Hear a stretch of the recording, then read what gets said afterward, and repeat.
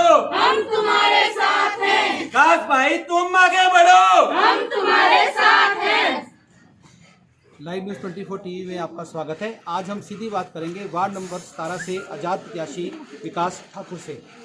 विकास ठाकुर जी, आपका live news 24 TV में स्वागत है। धन्यवाद। आप कांग्रेस के कर्मठ कार्यकर्ता रहे हो और ऐसी क्या परिस्थितियां रही कि आपको आज आज़ाद प्रत्याशी के तौर पर चुनाव लड़ना पड़ा? देखिए सर, मैं सभी को पहले मेरा सादर प्रणाम।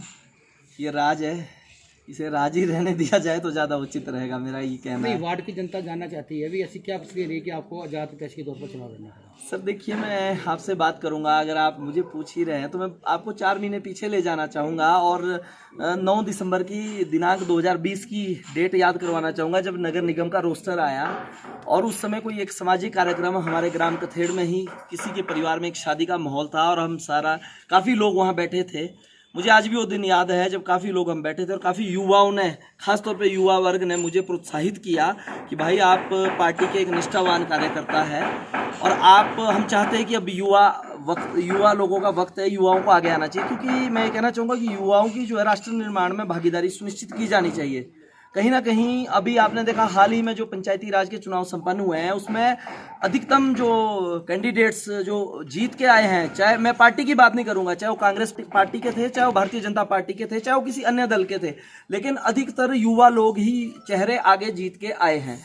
तो कहीं ना कहीं लोगों का युवाओं की तरफ रुझान का एक मुख्य विषय ये भी कि आज जो जमाना है वो बड़ी तेजी से बदलता जा रहा है और ऑनलाइन सिस्टम आज हो चुका है और ऑनलाइन की जो ये हम चाहे इसको सोशल मीडिया का माध्यम कहे, चाहे ऑनलाइन में हम कोई भी चीज़ ले ले, कोई बिल से लेके हर चीज़, कोई आज हम कोई प्रमाण पत्र कुछ भी बनाना चाहते हैं डॉक्यूमेंट्स, तो हर चीज़ आज ऑनलाइन है और इस ऑनलाइन की जो टेक्नोलॉजी है इसमें युवा काफ़ी हद तक सक्षम है।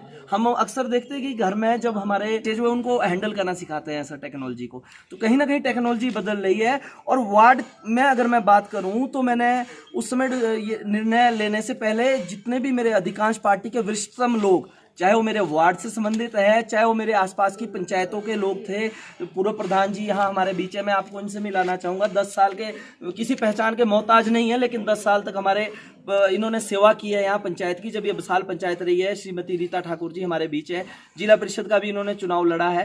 तो ऐसे बहुत सारे लोग जो मौजिश लोग यहाँ पे हमारे कथेड़ में भी रहे हैं। मैंने सबसे घर जाके मैंने सबसे पहले मुलाकात की, उनसे विचार विमर्श किया, तो लगभग सभी की मुझे एक सहमति मुझे मिली थी और सभी ने मुझे ये कहा था कि बेटा आप जाइए, युवा का समय है और आप जाके तैयारी कीजिए, लोगों से मिलिए। और मैं बताना चाहूँगा रोहित भाई आपको, उस समय कहीं पे भी मतलब पार्टी सिंबल वाला भी कोई ऐसा उस समय बातचीत नहीं थी, जब से मेरा विजन क्लियर था। और मेरा विजन ये क्लियर था कि मुझे लोगों की सेवा करनी है, लोगों के बीच जुड़ना है, लोगों के काम करवाने। क्योंकि जब मैं अपने वार्ड में यहाँ घूमा, अपने लोगों के बीच मैंने घूमना शुरू किया, तो बहुत सारी समस्याएं अभी है जो मतलब पंचायत में हमारी पिछली हुए हैं, बहुत से कार्य हुए हैं, ऐसा नहीं है, लेकिन सीमित साधनों की वजह से बहुत ऐसे कार्य है जो ठप पड़े हैं, विकास के कार्य जो नहीं हो पाए। क्योंकि विकास जी, आप वार्ड में प्रचार के लिए जगह जगह घूम रहे हो जी, तो आपको जनता का एक तो रिस्पांस कैसा मिल रहा है और जनता अपनी समस्याएं क्या बता रही है? देखिए मैं आपको अगर अपने कथेड़ की ही बात करूं तो यहाँ का तो मैं स्थायी निवासी हूं और यहाँ की मैं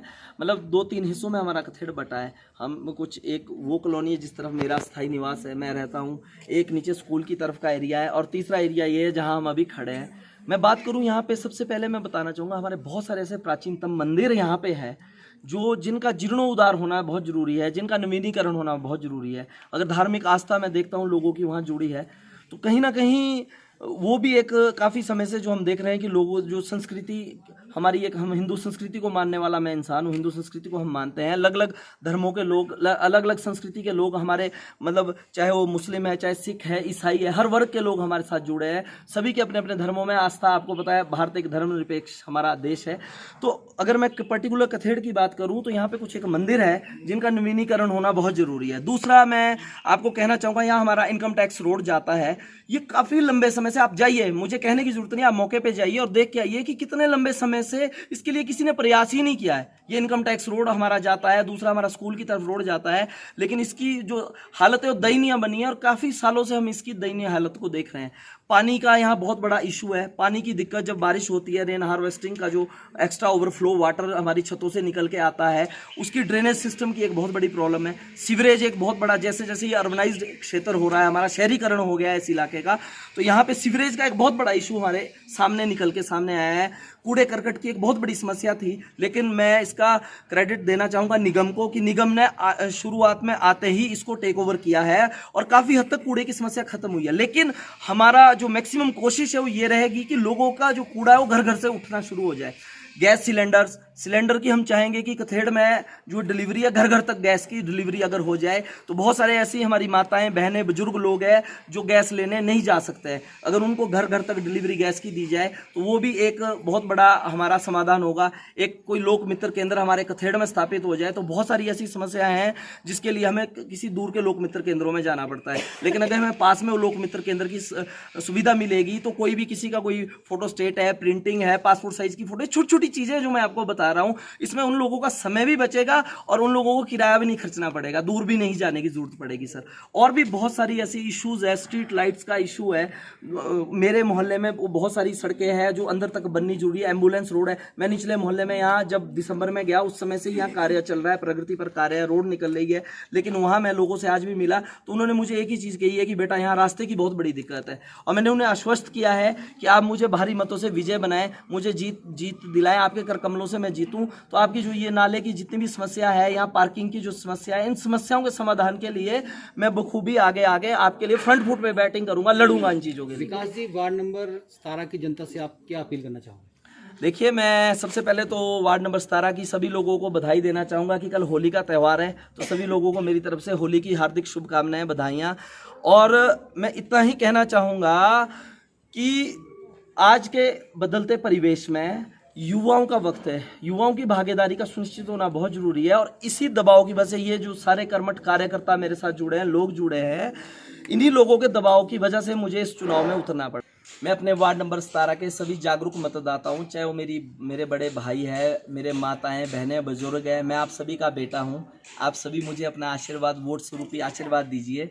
और 7 अप्रैल के दिन मेरा चुनाव निशान ताला चाबी, इस पे आप मुझ मोहर लगाइए और जो मेरी किस्मत का ताला है इसको इस चाबी से आप सभी खोलिए। और उसके बाद जो भी मेरे करने के लिए कोई भी कार्य होगा, चाहे दिन हो रात हो, चुनाव का कुछ भी परिणाम हो, आप जब भी मुझे याद करेंगे, मैं एक बेटे के रूप में, एक सेवक के रूप में आप सभी के मध्य उपस्थित रहूँगा।